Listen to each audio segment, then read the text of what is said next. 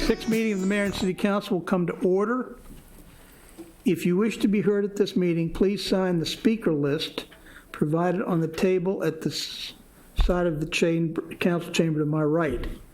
I reserve the right to limit the amount of time each speaker has for each agenda item, and each speaker will have 3 minutes to speak for each agenda item tonight. If everybody would rise for the invocation by Warren Litchfield, and the mayor will lead us in the Pledge of Allegiance.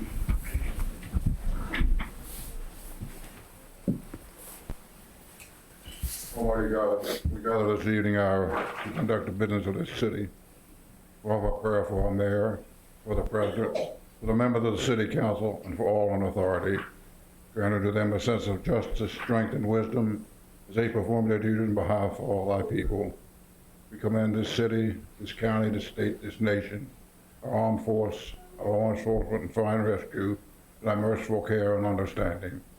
Remember those who lie upon the bed of affliction. Comfort those who mourn. In the name of the one who's Lord of life, we pray. Amen. Amen. I pledge allegiance to the flag of the United States of America and to the republic for which it stands, one nation, under God, indivisible, with liberty and justice for all.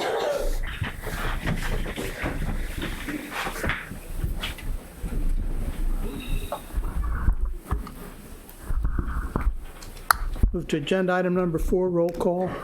Ms. Rao? Mr. DeWalt? Here. Mr. Sidnor? Present. Ms. Nicholas? Here. Mr. Smalls? Here. President Les? Here. Mayor Mo? Here. Make one announcement before we get into the agenda. Agenda item number 10 is the third public hearing on resolution number 2-18 regarding the SMAGLEV. We'll have a public hearing tonight, but this agenda item will be continued to the next Mayor and City Council meeting 2 weeks from now with a fourth public hearing and possible action. And I'll mention that because we've got the presses here tonight on this agenda item. Okay, move to agenda item number 5. Approval of minutes of the fourth meeting of January 10th, 2018, and the minutes of the work session on February 7th, 2018. What's the pleasure of the council? Put the motion to approve the minutes, Mr. President. Thank you, Mr. Sidnor. Do I have a second? Second. I have a second. Any discussion? Call the roll, Ms. Rao. Mr. Sidnor? Aye. Mr. DeWalt? Yes. Ms. Nicholas? Yes. Mr. Smalls? I vote yes. President Les? Yes. Move to agenda item number 6, report of the mayor and city council. Tonight, we'll start with Mr. Sidnor. Okay. Thank you, Mr. President. Sorry, get this mic ready. On January 28th, I attended a health fair with the mayor and the city council members. Also, I want to wish everybody a happy Black History Month. On February the 1st in 2000, I attended the State of Policing. I attended State of Policing in Black America, sponsored by the Office of Attorney General for the District of Columbia. I was hosted by the Attorney General Carl Racine. I also want to thank Chief McLaughlin for his leadership. He sent a representative from Laurel Police Department to participate in this event with me as well. On February the 2nd, I attended a Black History program at the Laurel Lake Senior Apartments. They presented a movie every Friday for Black History Month. And the movie they showed on the 2nd was The Butler. The mayor was present there as well. And on February the 10th, I attended another Black History event at the Laurel Lake Senior Apartments. And they showed Thurgood Marshall. Everybody knows Thurgood Marshall was the first Black Supreme Court Justice in the United States. And also, this is open to, they told me to announce this to the public. On February the 18th, this Sunday coming up at 4 p.m., the seniors at Laurel Lakes were hosting their Black History program. It's open to the public. And the seniors been very active in the community with me, so they want to continue to stay active and bring the community together. So if you have anything free time, please come out there, 7901 Laurel Lakes Court. That's my report, Mr. President. Thank you, Mr. Sidnor. Mr. Smalls. Thank you, Mr. President. I had the opportunity to attend the legislative hearing on Senate Bill 445. That bill is to support safety measures for folks who are working in public right-of-ways. For us here in the city, it is brought on as a result of the fatal and tragic accident of one of our public works workers, Marcus Culbert. But there are many others who are there, people who work in public safety, in road repair, et cetera, who have all had or know people who have been struck by speeding motorists when they're working in work zones. Tomorrow, actually, I will be participating in the Maryland Municipal League's HEPAC, which is the Hometown Emergency Ad Hoc Committee, which is a committee of the Maryland Municipal League. And this committee is working on putting together a presentation for our Maryland Municipal League workshop, convention this summer on opioid awareness. And we're putting public service announcements together in association with the state's opioid operational command center, where we will be putting out information to the public on the dangers of opioid abuse. So look out for it. I'll make further announcements as that is developed. And I'd just like to take a point of personal privilege and mention that two of my grandsons, Amari and Antonio, play basketball in the 11 to 12 league with the WISE basketball program, and their team is 6-0. That's my report. You're not good. Thank you, Mr. Smalls. Mr. DeWalt. I attended a few things since last meeting. On February 3rd, I attended a FEMA emergency management meeting. It wasn't a meeting, it was actually a seminar that lasted from 9 to 4 to First Baptist Church, which was very educational. And I want to thank Steve Allen, who's our emergency management manager, for inviting me, and it was an eye-opening and a wonderful class. On February 6th, if you weren't able to make the Emergency Operations Center dedication, I know that was the same time that the bill about Marcus was introduced down in Annapolis. It's a state-of-the-art emergency operations center. It's your tax money did really good in making that center probably one of the finest ones I've ever been in. Also, they dedicated a new canteen, and if you saw that old canteen we used to have, that came in very handy, but it was old, it was antiquated, and it put on a lot of miles, and we got our money's worth. And this new canteen is really awesome. So if you ever get a chance to see that, you'll be very proud of that too. Several weeks ago, I said I would do some research on with the budget on the speed cameras. The speed cameras are there for safety. When you come to Laurel, please slow down. They're set for 12 miles over the limit. So please, for our seniors and everybody that uses our streets and crosses our street, just slow down and you won't get a ticket. But if you happen to get a ticket, it's going to cost you $40. And here's some of the things that $40 are going to go to.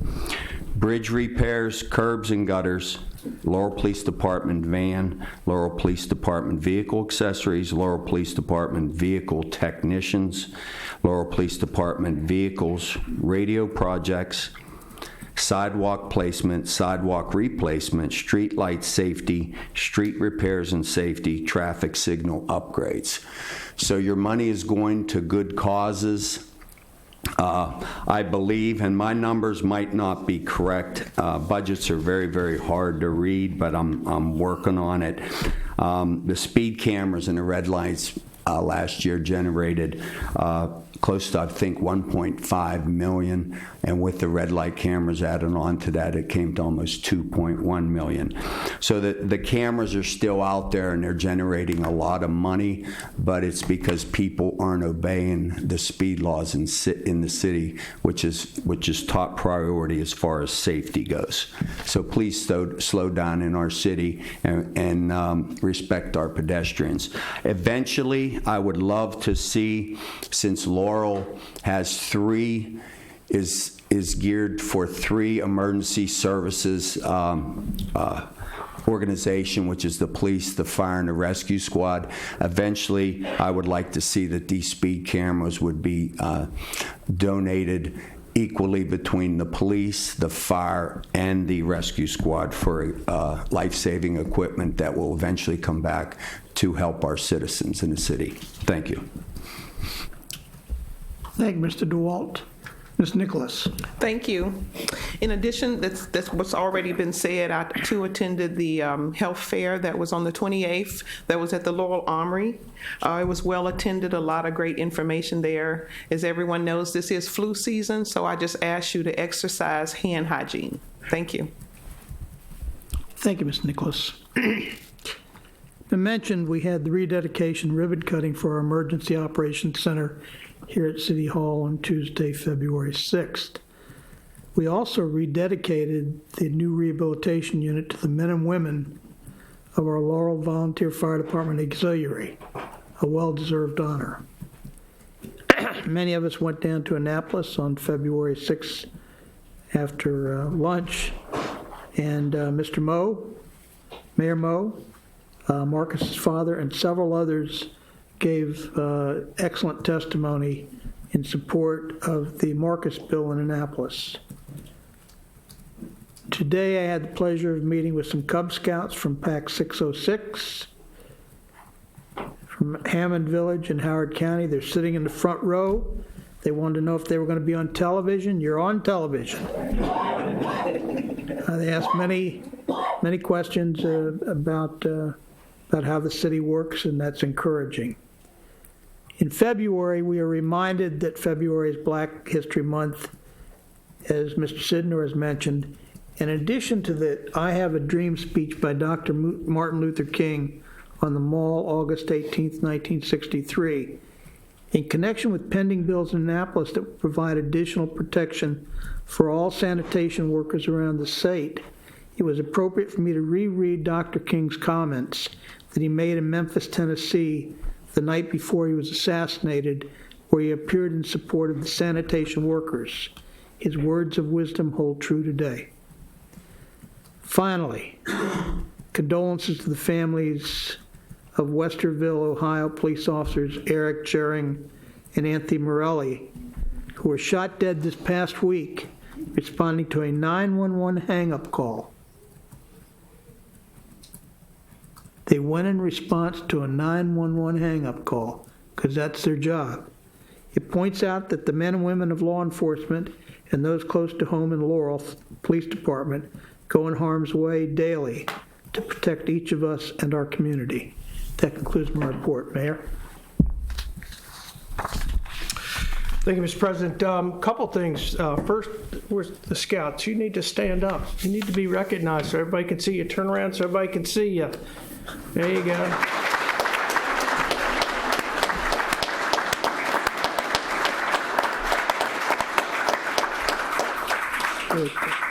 Thank you all for being here tonight. And I know our council president gave you some good history about the city tonight, so thank you for being here.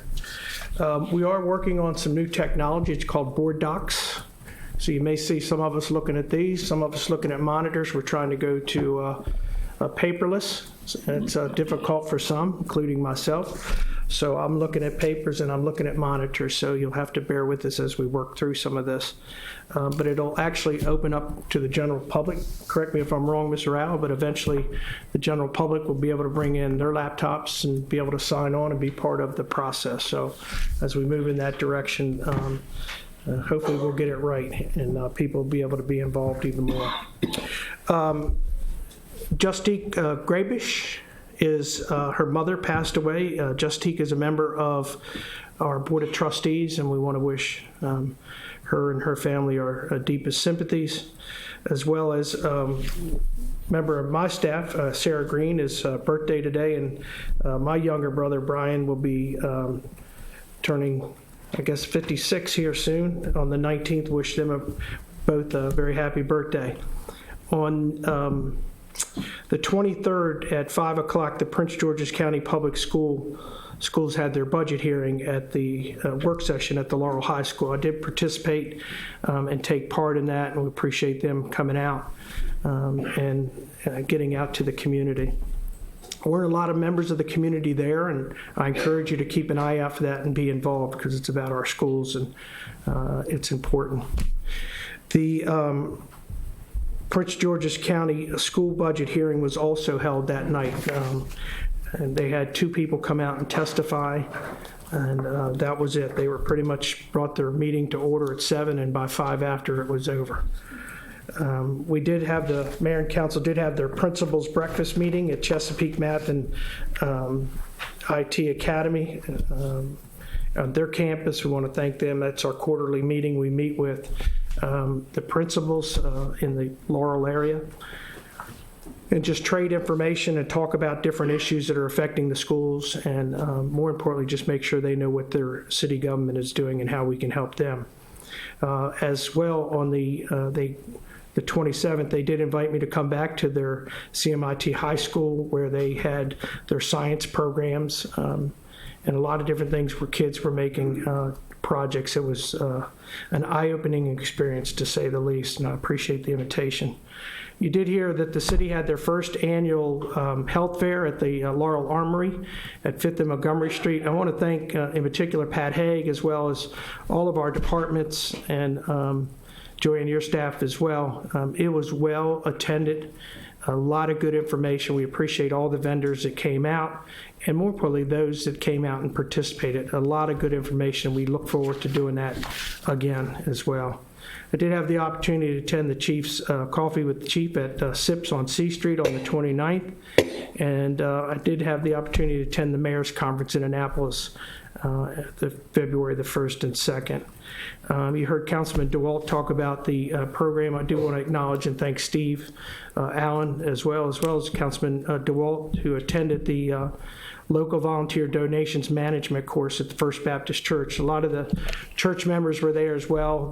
We have an agreement with them if we need assistance when we talk about local donations and management of that. Very crucial part of our emergency management plan. And again, I think well attended with like 15 people, Carl? Yes. About 15 people attended. So some city folks have already got it. We had Gina Wade that was there, and as you heard, our Councilman DeWalt was there as well. I did have the opportunity to go to Annapolis and testify on Senate Bill 445, which you heard regarding the move over law slowdown. The House will have their bill this Thursday. I'll be taking part in that as well. It's an important bill to us here in Laurel, and we appreciate all of those that different organizations that really came out and support it. They've been working this bill for almost 3 years, and it is important to get it passed. I did have the opportunity to attend the Blue and Gold banquet for Cub Scout Pack 1250 on Sunday. I thank them for the invitation. I appreciate allowing me to stop by and take part. We did have my time with the mayor at the Barkman Kaiser Public Safety Complex tonight.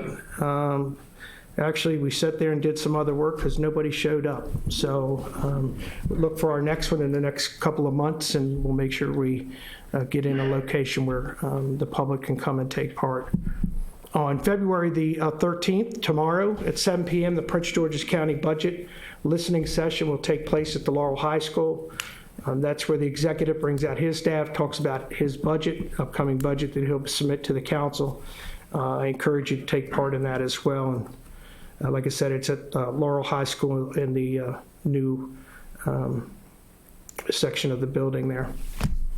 On February the 19th is President's Day, and city offices will be closed. I want to remind everyone. And then on the 21st, from 5:30 to 7:30 p.m., is a business networking event here at the Municipal Center. This is the second one that we're putting on, so we hope that the businesses will take part and come on the 21st from 5:30 to 7:30.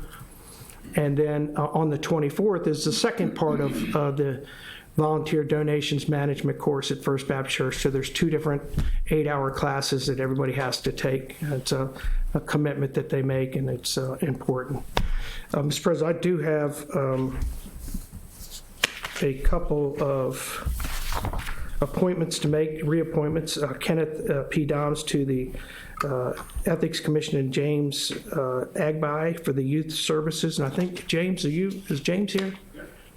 Thank you for coming. James is up for and done a great job on our Youth Services Commission. I'd ask for your support. Thank you, Mayor. What's the pleasure of the council? Mr. President, I move to approve the appointments of Kenneth Dahms and James Agbai. Okay, I have a motion to have a second. Second. Thank you, Ms. Smalls. Any discussion? Call the roll, Ms. Rowe. Ms. Nicholas? Yes. Mr. Smalls? I vote yes. Mr. DeWalt? Yes. Mr. Sidnor? Yes. President Les? Yes. Okay, now the mayor gets to swear in some people tonight.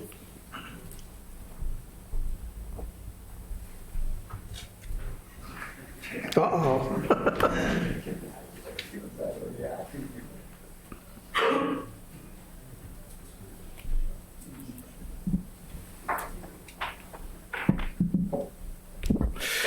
I'm going to ask Vic Whipple, who is the president of Laurel Fire Department, if he'd come up and introduce the officers, and then I'll do the swearing in, Vic, if you want to. Might be easier for them to introduce themselves.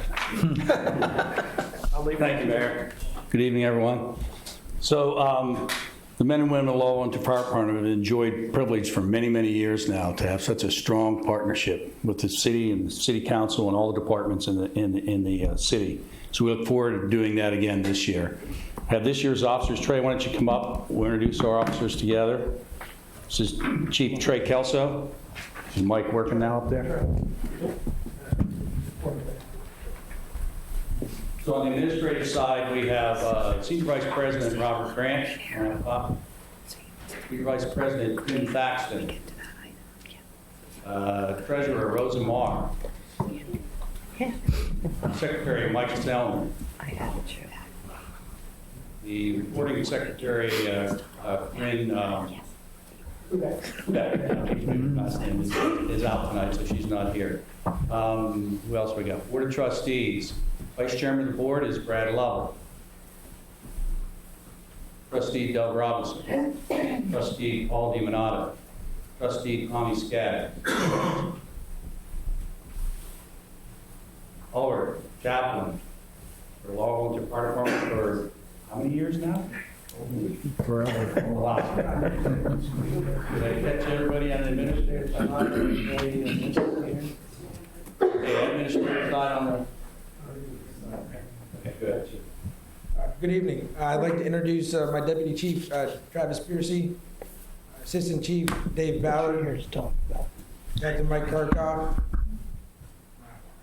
Lieutenant Mason Heimer, Lieutenant Mike Winley, Lieutenant Ed Schultz, Lieutenant Ross Nelson, Lieutenant Tiffany Lazier.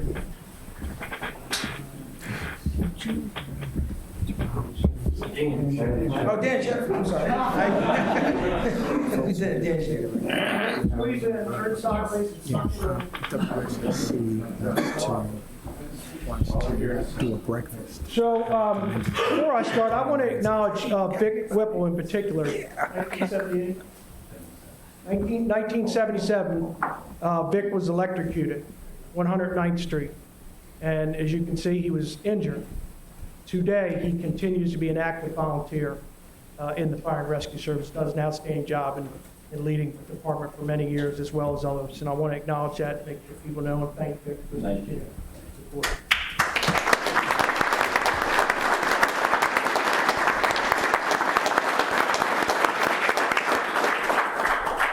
Okay, and I'm glad they said their names because everybody up here has a nickname and it would not have been good. So I'm going to ask everyone to raise their right hand and state your name where I state mine. I, Craig Moe, do solemnly swear to uphold the duties of the office to which I've been elected. I swear to uphold and abide by the Constitution and the bylaws of the Laurel Volunteer Fire Department. I will protect all monies and property entrusted in my care. I will turn over same to my successor upon the completion of my office. So help me God. Congratulations.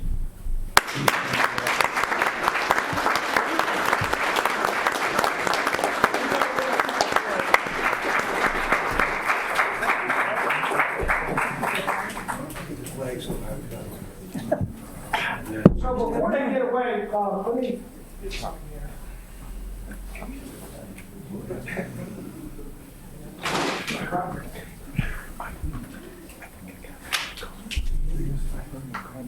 So many of the members already have everything that the city gives them, quite frankly, because most of them have been serving for a long time. But we thought we had something maybe a little bit unique. But for the for the fire chief and for the president, for their offices, we have one of the cats meow, their department.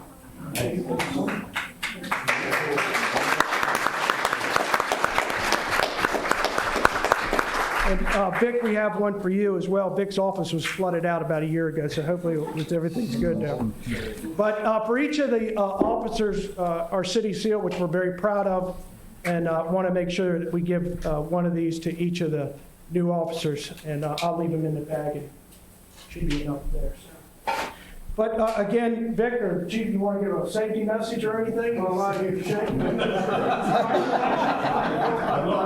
I will say, just I was remiss when you mentioned monies. Our financial secretary is Miss Lena Grant, who's also a senior.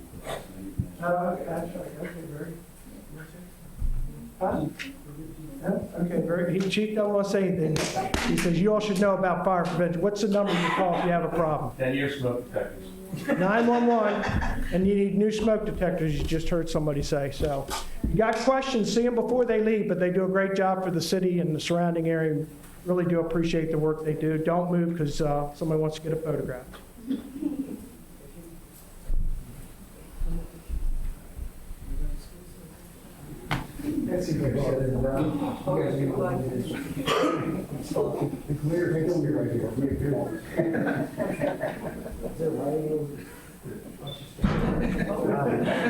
Freezing, guys. I can't go back. Freezing.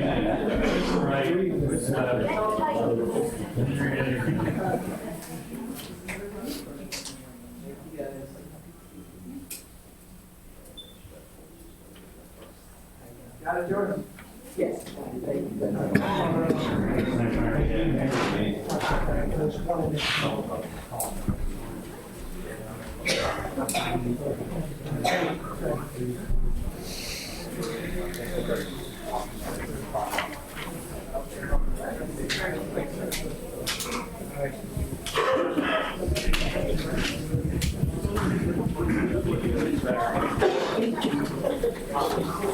Mr. President, that concludes my report. Thank you.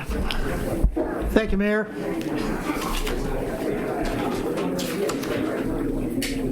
Move to agenda item number 8, bid recommendation.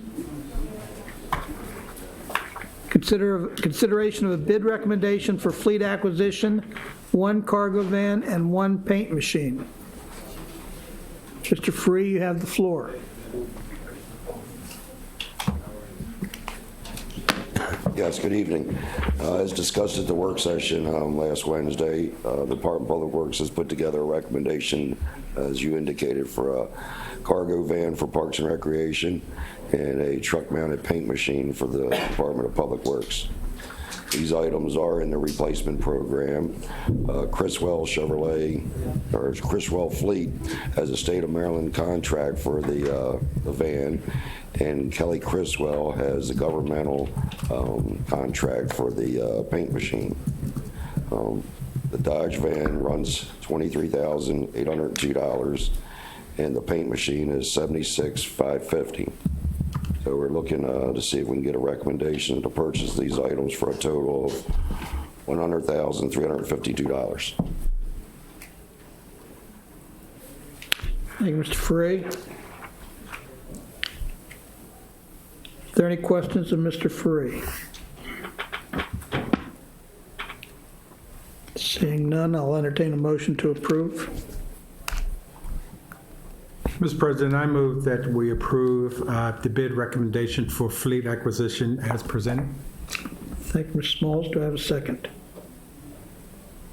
I'll second. Thank you, Ms. Nicholas. Any discussion? Call the roll, Ms. Rowe. Mr. Smalls? I vote yes. Ms. Nicholas? Yes. Mr. DeWalt? Yes. Mr. Sidnor? Yes. President Laz? Yes. Move to agenda item 8B. Consideration of bid recommendation for plastering and pool repairs, Municipal Pool. Ms. Barr, you have the floor. Good evening. This was also discussed at the work session, and the Department of Parks and Recreation is continuing with its replacement schedule for replastering or white coating of the pools. This year we are looking to complete the necessary repairs on the main pool, lap pool, and wade pool at the Municipal Pool Complex. In addition to the plastering, we'll be looking at replacing specific tiles, coping stone, and depth markers as needed, as well as refitting with new LED energy-saving lights. We did receive 4 proposed bids, sealed bids, for the project, ranging in cost from $68,924 up to $85,214. 2 companies declined to provide bids. So this project is actually in the CIP under major facility maintenance.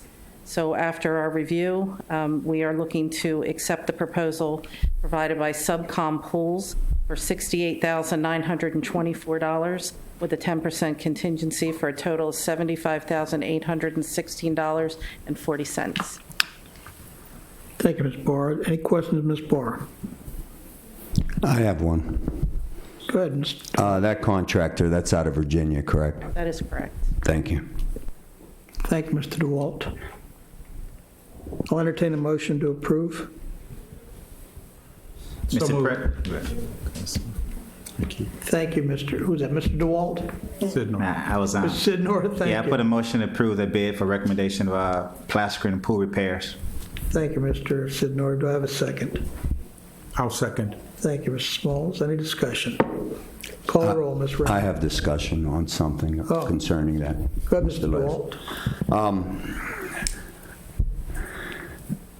The only concern I have is, and I mentioned this at the work session, that I believe we ended up with 4 bids. 3 were from Maryland, 1 was from Virginia.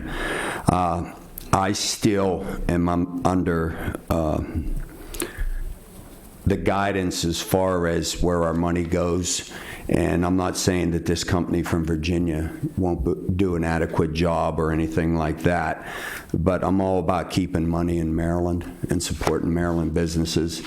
And I think that sooner or later, we should look at some sort of policy that if it's within a reasonable amount from the first bidder or the second bidder, and the first bidder happens to be out of state, we should consider the Maryland business to offer it to. And that's my only comments concerning it. I think our taxpayer money should stay in Maryland. Thank you, Mr. DeWalt. Any further discussion? Yeah, Mr. President. Mayor? Thank you, Mr. President. Thank you, Mr. DeWalt. I've asked staff to make copies of our current procurement law we'll be sending them to the council. We have worked hard over the years to make sure that we try to use Laurel businesses within the area, and then Prince George's County, and then the state. We do it through a point system, and there's things there that we do give bidders, I guess, extra points depending on what it may be that's being bid. But we'll take a look at it. We'll send it to you all, ask for your input, and if there's other ways that we can, help and make sure that we're using Maryland businesses, I'm all for that. So we'll be sending that to you for probably within the next week or so. We just have to make copies. It's quite lengthy. Thank you, Mayor. Any further discussion? Call roll, Ms. Rao. Mr. Sidnor? I vote yes. Mr. Smalls? I vote yes. Mr. DeWalt? Yes. Ms. Nicholas? Yes. President Laz? Yes. Thank you. We'll move to agenda item number 9, general public hearing. I will open the general public hearing at 7:35. First person I have signed up to speak, and you have to, I'll apologize if I mispronounce the name, Uzo. He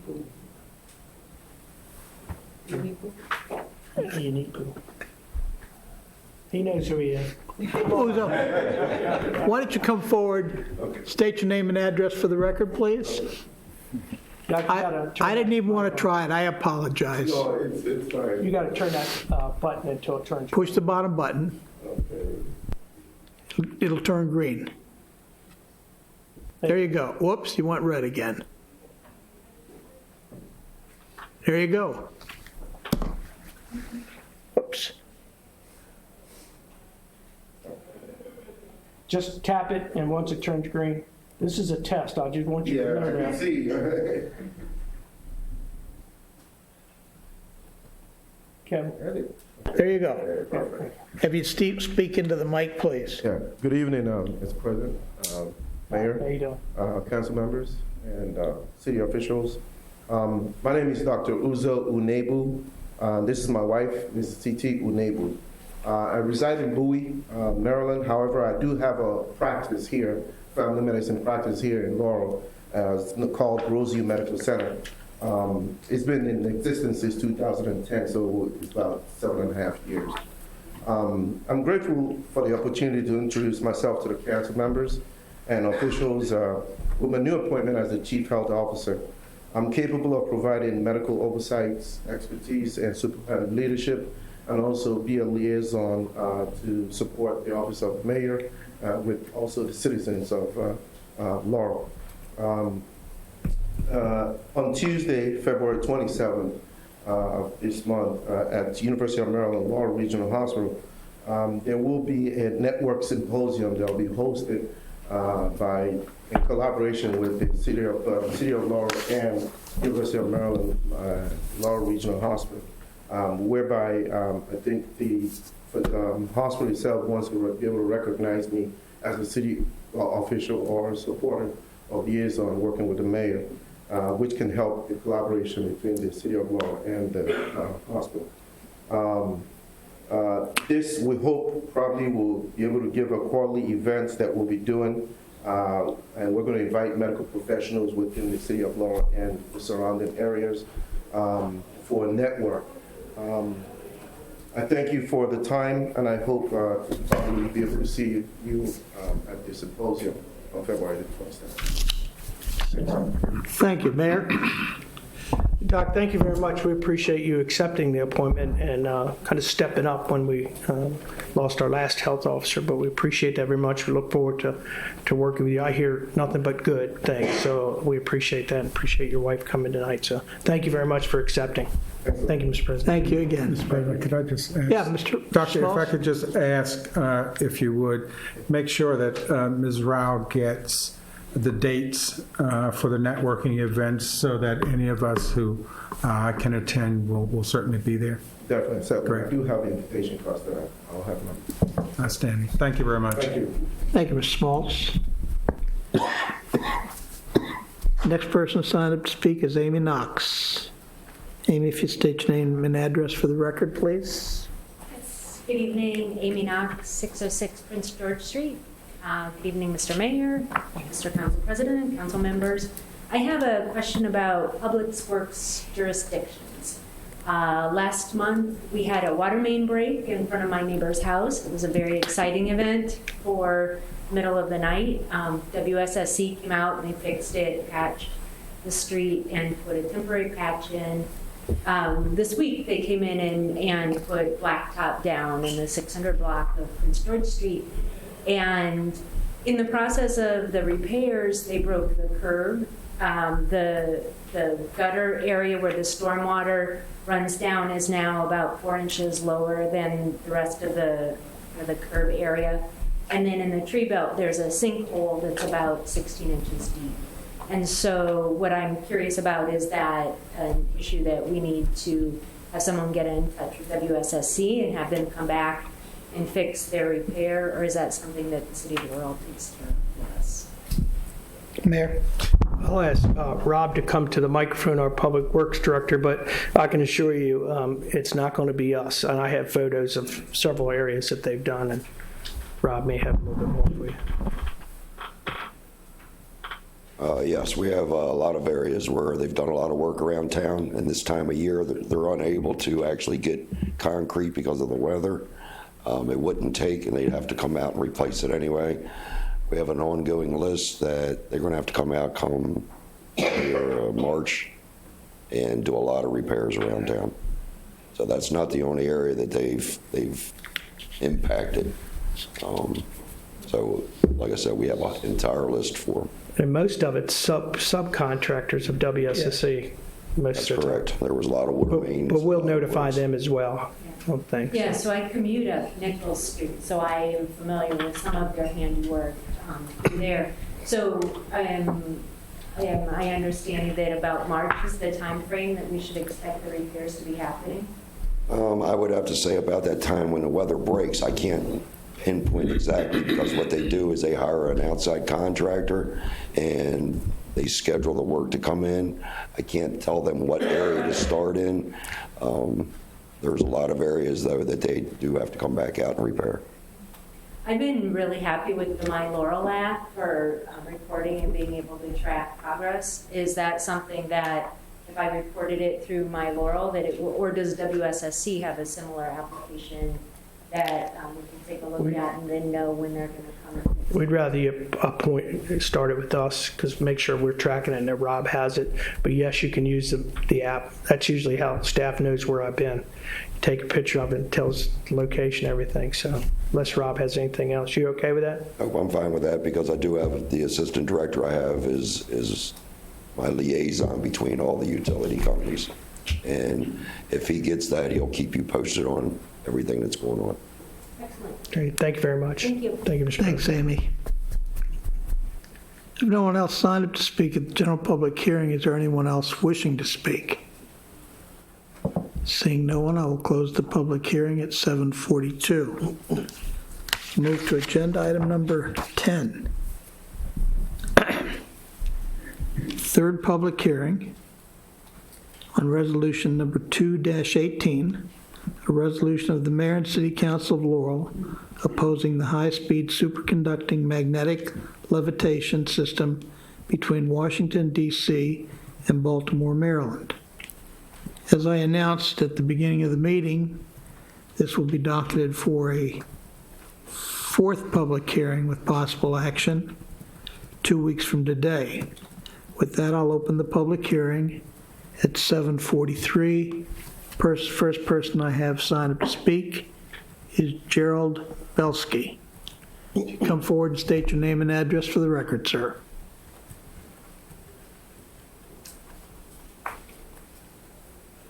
Yes, hello, Mr. It's President on. and Mayor and members of the City Council. My name is Gerald Belsky. I reside at 806 Primson Avenue in Baltimore, Maryland, 21229.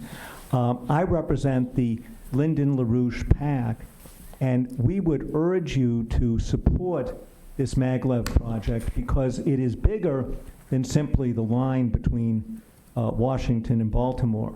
This has world historic significance because it really, if you look at it from the top, is part of a much larger infrastructure project, which is known as the New Silk Road, or as China puts it, the One Belt, One Road.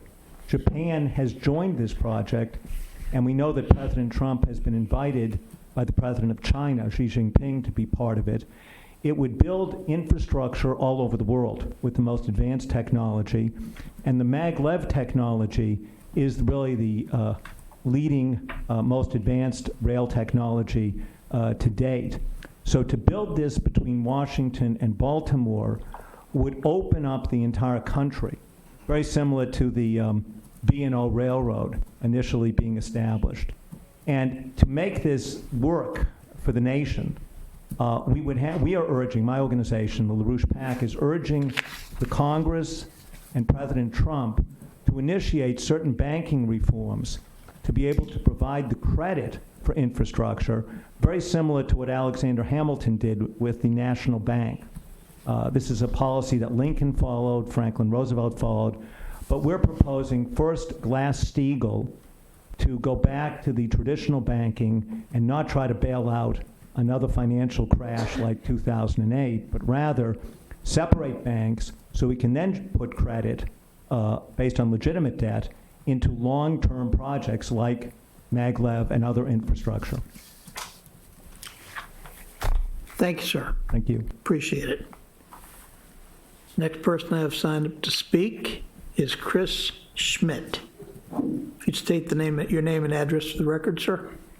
Thank you. My name is Chris Schmidt. I reside at 673 Queensgate Road, Baltimore, Maryland. And with my colleague, I'm here with my colleague Jerry Belsky with the LaRouche Political Action Committee. And what we see is that Laurel has a chance to actually redefine transportation worldwide or participate in the project that would make this possible. That's really the question. If you look around the landscape in transportation right now in the United States, it's, as you know, a disaster from the standpoint of conventional rail, where we've had freight derailments, and even more recently, passenger rail fatalities.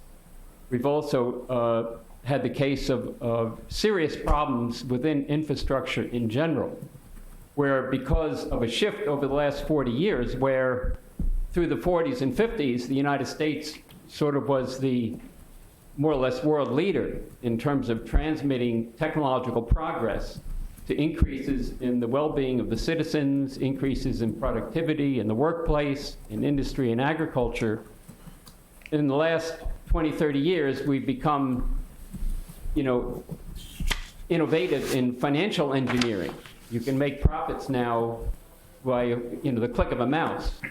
Whereas in the past, you would have to actually have an investment in infrastructure, in capital, and work that over a period of years to generate a substantial return.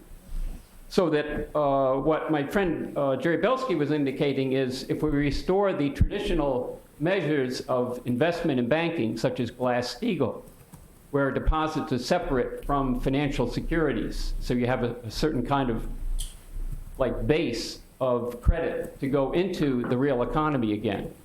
Whereas today more and more money is taken out of the real economy and into very risky areas, which, as you can see on the stock market right now, day to day, you don't know where it's going to go. But that what this project represents is a sort of demonstration for ultimately what could become a worldwide system. In fact, what he outlined today in terms of this idea of the new Silk Road project, there are now over 3,000 trains a year that travel between the far eastern cities of China and Western European cities, where the average person now in Europe has had a visible improvement in his opportunities in jobs and the economy in general because of the direct result of this Silk Road innovation.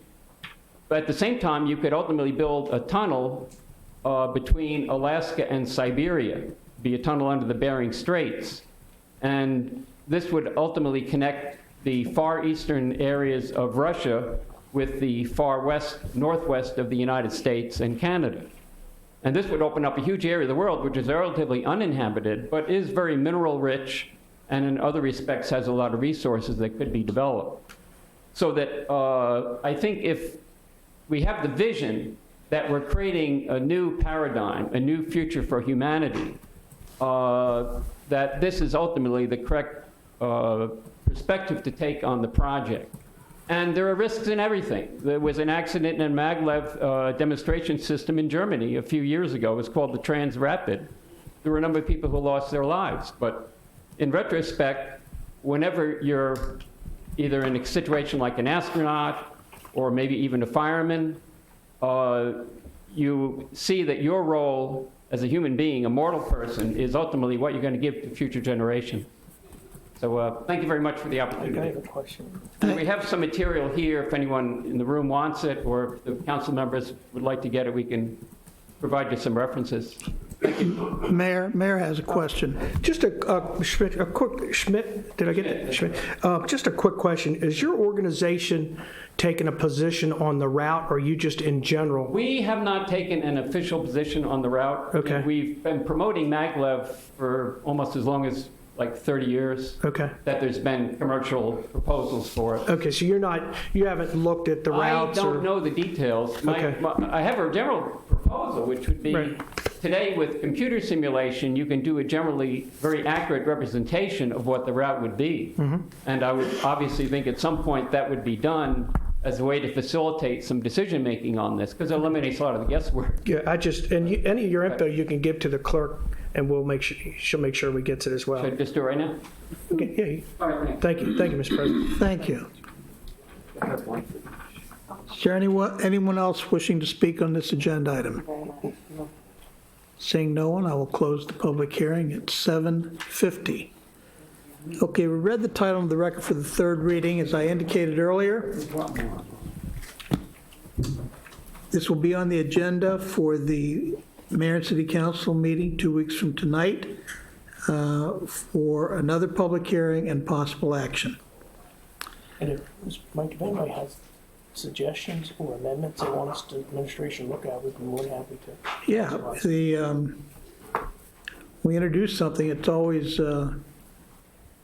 always subject to amendments, so if the council members have any thoughts on that, we will entertain such amendments. Okay. That concludes the agenda, but we do have another item. Let me read this into the record. It's a statement regarding closed session. The following statement is made regarding the adjournment of the Mayor and City Council to closed session on this date. The reason for adjourning to a closed session is to consult with counsel to obtain legal advice. The authority for this closed session is contained in the general provisions, article subsection 3-305, B in a bucket, 7 in a bucket. I'll entertain a motion. Motion to adjourn for closed session. Okay, I have a motion to have a second. Second. Thank you, Mr. Smalls. Mr. President, we will need Christian Pulley, the city administrator, and our legal counsel as well. Okay. Call the roll, Ms. Reverend. Ms. Nicholas? Yes. Mr. Smalls? I vote yes. Mr. DeWalt? Yes. Mr. Signor? Yes. President Laz? Thank you. Marty. You can let everybody go. Except the ones we need. Can I save this? Yeah, it'll be saved, It'll be yeah. saved When you on- close that, it'll be automatically. It'll be on there when you go back to that page. Okay, so I'll have a list eventually of all the, because I mean, some notes.